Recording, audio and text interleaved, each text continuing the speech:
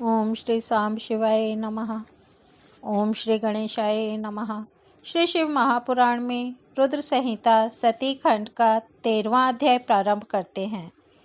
ब्रह्मा की आज्ञा से दक्ष द्वारा मैथुनी सृष्टि का आरंभ। अपने पुत्र हर्यशवों तथा सब लाशवों को निवृत्ति मार्ग में भेजने के कारण दक्ष का नारद को शाप देना। नारद जी बोले, हे ब्राह्मण, हे विधे, हे महाप्राज्ञ, हे वक्ताओं में श्रेष्ठ, दक्ष प्रजापति के घर चले जाने के बाद फिर क्या हुआ, यह सब वृतांत प्रीतिपूर्वक कहिए। ब्रह्मा जी बोले, हे नारद, दक्ष प्रजापति ने अपने आश्रम में जाकर प्रसन्नचित हो मेरी आज्ञा से बहुत सी मानसी सृष्टि की, किंतु उस प्रजा सृष्टि को बढ़ता हुआ न देखकर दक्ष अपने पिता मुझ ब्रह्मा से कहने लगे। दक्ष बोले, हे तात, हे ब्राह्मण, हे प्रजानाथ, मेरे द्वारा बनाई गई प्रजाएं बढ़ नहीं रही हैं। मैंने भली प्रकार से विचार कर देख लिया है कि मैंने जितनी भी सृष्टि की है वह उतनी ही है। हे प्रजानाथ, मैं क्या करूं? यह मेरी प्रजा किस प्रकार बढ़ेगी? आप कोई ऐसा उपाय बताइए जिससे प्रजाओं के सृष्टि क्रम का विस्तार करूं। ब्रह्मा जी बोले, हे दक्ष, हे प्रजापते, हे तात, मेरी उत्तम बात सुनिए और उसे कीजिए। हे सुरश्रेष्ठ, भगवान शंकर आपका कल्याण करेंगे। हे प्रजेश, पंचजन प्रजापति की जो आसक्ति नामक सुंदर पुत्री है उसे आप पत्नी रूप से ग्रहण कीजिए। अभी तक आप पत्नी रहित होकर धर्माचरण करते रहे हैं, किंतु इस प्रकार की पत्नी में मैथुन धर्म से प्रवृत्त होकर जब आप सृष्टि करेंगे तब प्रजा बढ़ेगी। ब्रह्मा जी बोले, हे नारद, तब दक्ष प्रजापति ने मैथुन धर्म से प्रजा सृष्टि करने के लिए मेरी आज्ञा से वीरण की कन्या के साथ विवाह किया। प्रजापति दक्ष ने अपनी पत्नी उस वीरिणी के गर्भ से हर्यश्व नामक 10,000 पुत्रों को उत्पन्न किया। हे मुने, वे सभी पुत्र समान धर्माचरण करने वाले, पिता की भक्ति में तत्पर रहने वाले तथा सदा वेद मार्ग का अनुसरण करने वाले थे। हे तात, वे सभी दक्ष पुत्र अपने पिता की आज्ञा पाकर सृष्टि के उद्देश्य से तपस्या हेतु पश्चिम दिशा की ओर चले गए। वहाँ पर परम पवित्र नारायण सर नामक तीर्थ है, जहाँ दिव्य सिंधु नदी तथा समुद्र का संगम हुआ है। उस तीर्थ के स्पर्श मात्र से उनकी बुद्धि अत्यंत निर्मल हो गई और पाप के दूर होते ही वे सभी परमहंस धर्म में स्थित हो गए। तत्पश्चात दृढ़ चित्त वाले तथा श्रेष्ठ वे दक्ष पुत्र पिता की आज्ञा से बंधे होने के कारण प्रजा वृद्धि के लिए तप करने लगे। हे नारद, सृष्टि संवर्धन हेतु उन्हें घोर तप करते हुए जानकर और विष्णु का मनोगत अभिप्राय समझकर आप उनके पास गए और आदरपूर्वक आपने उनसे कहा, हे दक्ष पुत्र हर्यश्वों, तुम लोग पृथ्वी का विस्तार न जानकर सृष्टि कर्म में किस प्रकार प्रवृत्त हुए हो। ब्रह्मा जी बोले, वे हर्यश्व गण आपकी कही हुई बात सुनकर सृष्टि के विषय में सावधान होकर मन में बहुत विचार करने लगे। जो उत्तम शास्त्र रूपी पिता के निवृत्ति पर वचनों को नहीं जानता, वह मात्र गुणों पर ही विश्वास रखने वाली सृष्टि का उपक्रम किस प्रकार कर सकता है। वे परम बुद्धिमान दक्ष पुत्र एकाग्र बुद्धि से ऐसा विचार कर देवर्षि नारद की परिक्रमा करके एवं उन्हें प्रणाम कर निवृत्ति मार्ग में परायण हो गए। हे नारद, हे मुने, अब शिव के मन हैं और लोक में पर्यटन करते रहते हैं तथा निर्विकार रहकर शिव के चित्तवृत्ति के अनुसार रहते हैं। बहुत काल बीतने पर मेरे पुत्र दक्ष प्रजापति नारद जी के द्वारा अपने पुत्रों के नाश को सुनकर बहुत संतप्त हुए। उस समय आपने शोक करते हुए दक्ष से बार बार कहा कि आप अच्छी संतान वाले थे, जो कि आपके पुत्र श्रेष्ठ मार्ग का अनुसरण करते हुए मुक्त हो गए, किंतु वे दक्ष शिव की माया से मोहित हो बार बार शोक करते रहे। तदनंतर दक्ष के पास आकर मैंने उन्हें शांति भाव का उपदेश कर सांत्वना देते हुए कहा, शोक मत करो, दैव बड़ा प्रबल होता है। तब दक्ष प्रजापति ने मेरे द्वारा धीरज बंधाए जाने पर पुनः पंचजन की कन्या असक्नि के गर्भ से सबलाश्व नामक 1000 पुत्रों को उत्पन्न किया। दृढ़ व्रत वाले वे सबलाश्व भी पिता की आज्ञा से सृष्टि संवर्धन हेतु वहाँ गए जहाँ उनसे पूर्व उनके भाई गए थे और सिद्ध हो गए थे। वे भी उस तीर्थ के स्पर्श मात्र से सर्वथा निष्पाप तथा शुद्ध अंतःकरण वाले हो गए और उत्तम व्रत में परायण होकर ब्रह्म का जप करते हुए कठिन तप करने लगे। हे नारद, आपने सृष्टि करने के लिए उन्हें तपस्या में उद्यत देखकर उनके पास जाकर ईश्वर की गति का स्मरण करते हुए वही उपदेश दिया जो पूर्व में उनके भाइयों को दिया था। हे मुने, आपका दर्शन निष्फल नहीं होता, इसलिए आपने उनको भी पूर्व के भाइयों के मार्ग का उपदेश किया, जिससे वे भी अपने भाइयों के मार्ग का अनुसरण करते हुए उसी मार्ग पर चले गए। उसी समय दक्ष प्रजापति को अनेक उत्पात दिखाई पड़ने लगे। वे अपने पुत्रों को आया न देखकर आश्चर्यचकित होकर मन में दुखी हो गए।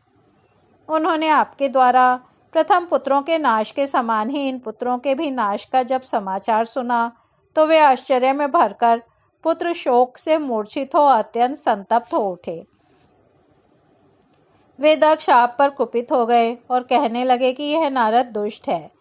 उसी समय दैवयोग से उनके पुत्रों पर अनुग्रह करने वाले आप भी दक्ष के पास आ गए।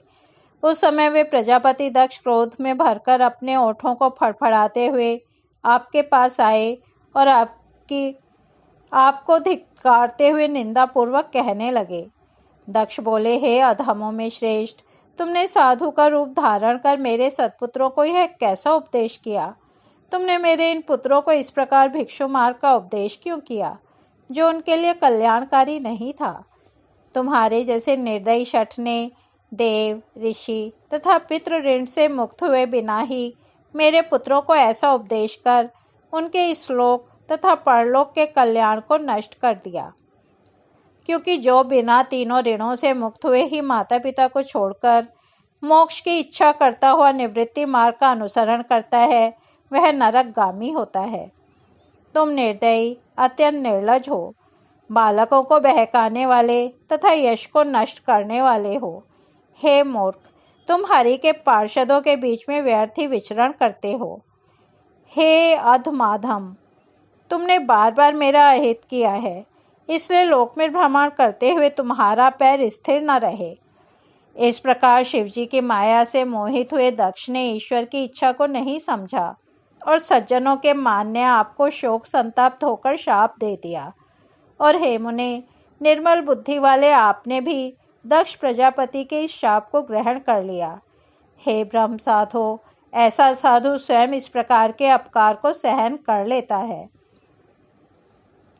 इस प्रकार श्री शिव महापुराण के अंतर्गत द्वितीय रुद्र संहिता के द्वितीय सती खंड में दक्ष की सृष्टि में नारद शाप वर्णन नामक 13वां अध्याय पूर्ण हुआ।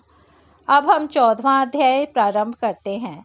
दक्ष की 60 कन्याओं का विवाह, दक्ष के यहाँ देवी शिवा, सती का प्राकट्य, सती की बाल लीला का वर्णन।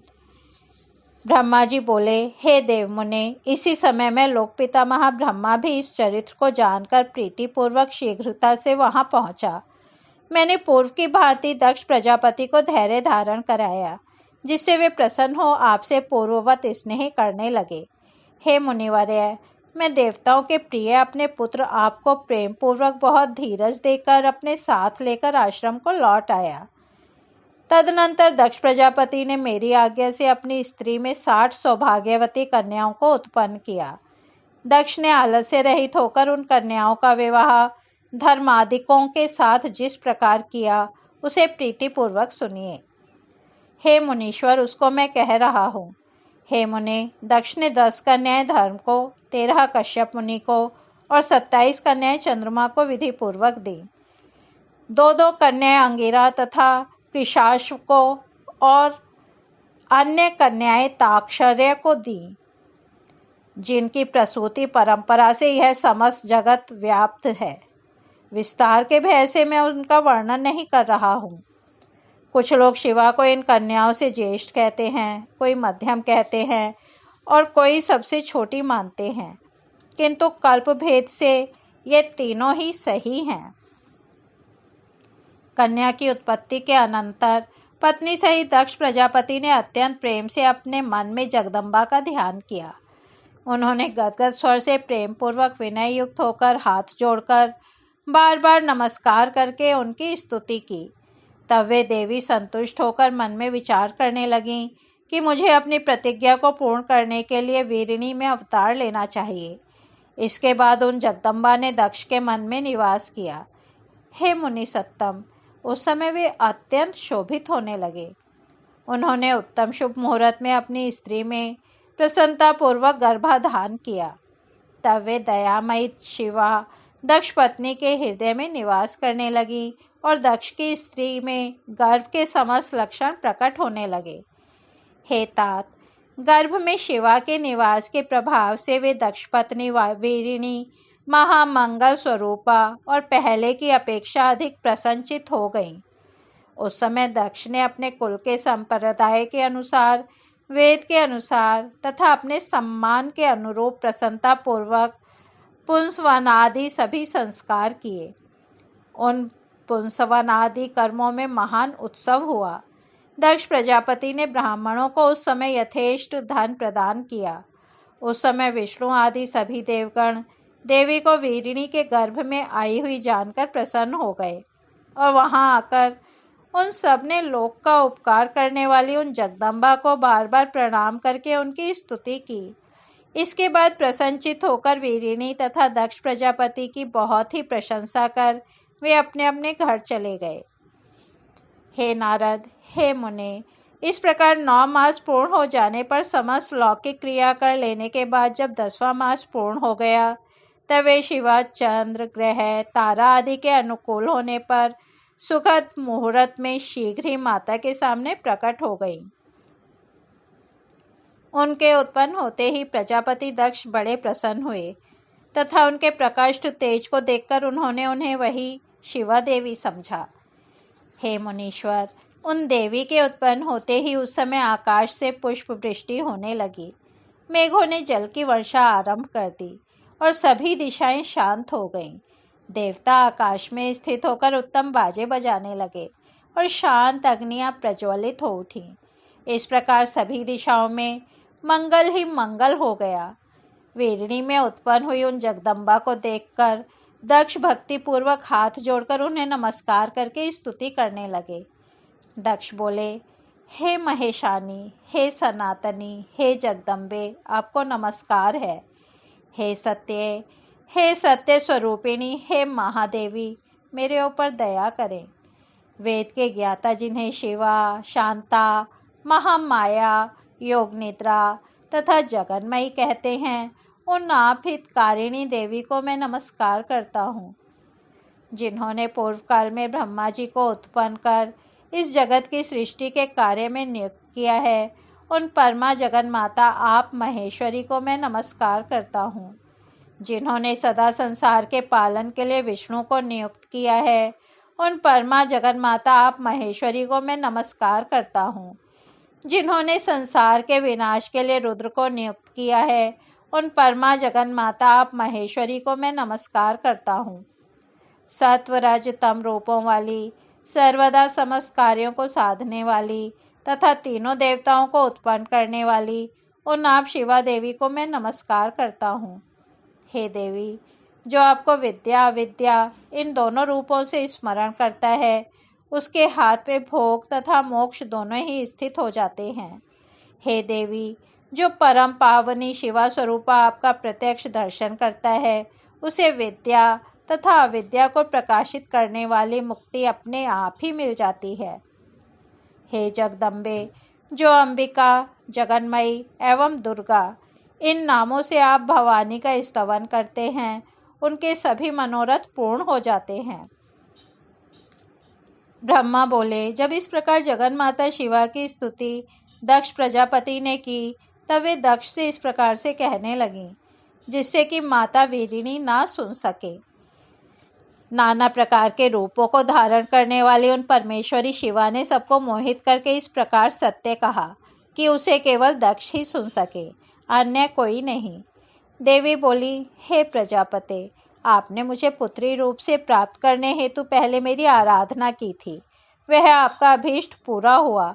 अब आप पुनः तपस्या कीजिए। ब्रह्मा जी बोले, इस प्रकार दक्ष से कहकर वे देवी अपनी माया से शिशु का रूप धारण कर माता के पास रोने लगी। उस रोदन को सुनकर और उसे स्त्री का शब्द जानकर स्त्रियां तथा समस्त दासियां भी आश्चर्यचकित हो प्रीतिपूर्वक वहां गईं। असिकनी की सुता के रूप को देखकर सभी स्त्रियां परम प्रसन्न हुईं। उस समय समस्त नगरवासियों ने भी जय जयकार किया। नगर में गाने बजाने के साथ महान उत्सव होने लगा। पुत्री का सुंदर मुख देखकर असिकनी तथा दक्ष परम प्रसन्न हुए। दक्ष प्रजापति ने विधिपूर्वक वेद विहित कुलाचार किया और ब्राह्मणों को दान दिया तथा अन्य लोगों को भी बहुत सा धन दिया। वहाँ सभी और मंगलाचार पूर्वक गायन तथा नृत्य होने लगा और अनेक प्रकार के बाजे बजने लगे। शिवा के जन्म के समय विष्णु आदि सभी देवगण अपने अपने अनुचरों तथा मुनियों के साथ आकर यथाविधि अनेक उत्सव करने लगे। दक्ष कन्या के रूप में अवतरित हुई उन परमेश्वरी जगदम्बा को देखकर देवताओं ने विनयपूर्वक उन्हें प्रणाम किया और अनेक प्रकार के उत्तम स्तोत्रों द्वारा उनकी स्तुति की। सभी देवता प्रसन्न होकर जय जयकार करने लगे और दक्ष तथा वीरिणी की विशेष रूप से प्रशंसा करने लगे। दक्ष ने प्रसन्न होकर विष्णु आदि देवताओं की आज्ञा से सभी गुणों से संपन्न होने के कारण उस प्रशस्त अंबिका का उमा यह नाम रखा। उसके बाद लोक में उनके अन्य नाम भी पड़े जो मंगल करने वाले तथा लोगों के दुख दूर करने वाले थे। उस समय दक्ष प्रजापति ने हाथ जोड़कर विष्णु, मुझ ब्रह्मा, संपूर्ण मुनियों तथा देवताओं की स्तुति करके भक्ति पूर्वक सभी लोगों का पूजन किया। तदनंतर विष्णु आदि सभी देवगण दक्ष की प्रशंसा करके शिवा तथा शिव का स्मरण करते हुए अपने अपने स्थानों को चले गए। उसके बाद माता ने भी यथोचित रूप से उस कन्या का संस्कार कर बालकों की स्तनपान विधि से उसे अपना दूध पिलाया। महात्मा प्रजापति दक्ष तथा वीरिणी ने बड़ी सावधानी के साथ उस कन्या का लालन पालन किया, जिससे वह शुक्ल पक्ष के चंद्रमा की कला के समान प्रतिदिन बढ़ने लगी। हे द्विजश्रेष्ठ, उस कन्या में बाल्यकाल में ही सभी सद्गुण प्रविष्ट हो गए। जैसे चंद्रमा में सभी मनोहर कलाएं अपने आप आ जाती हैं। जब वह सखियों के बीच में जाकर अपने भाव में मग्न होती थी, तब प्रतिदिन शंकर जी की प्रतिमा का बार बार निर्माण करती थी। जब वह शिवा बालोचित गाने गाती, तो वह काम पर शासन करने वाले हर, रुद्र तथा स्थाणु का गाने के बहाने स्मरण करती थी। दक्ष प्रजापति तथा वीरिणी का स्नेह दिन प्रतिदिन उस कन्या पर बढ़ता ही गया। यद्यपि वह बालिका थी, फिर भी वह अपने माता पिता में बड़ी भक्ति रखती थी। सभी बालोचित गुणों से परिपूर्ण वह उमा देवी अपने घर के सभी कार्यों को निपुणता से संपन्न कर प्रतिदिन अपने माता पिता को संतुष्ट करने लगी। इस प्रकार श्री शिव महापुराण के अंतर्गत द्वितीय रुद्र संहिता के द्वितीय सती खंड में सती जन्म एवं बाल लीला का वर्णन नामक 14वां अध्याय पूर्ण हुआ। कल हम 15वां अध्याय सुनेंगे। तब तक यही विराम देते हैं। ओम नमः शिवाय।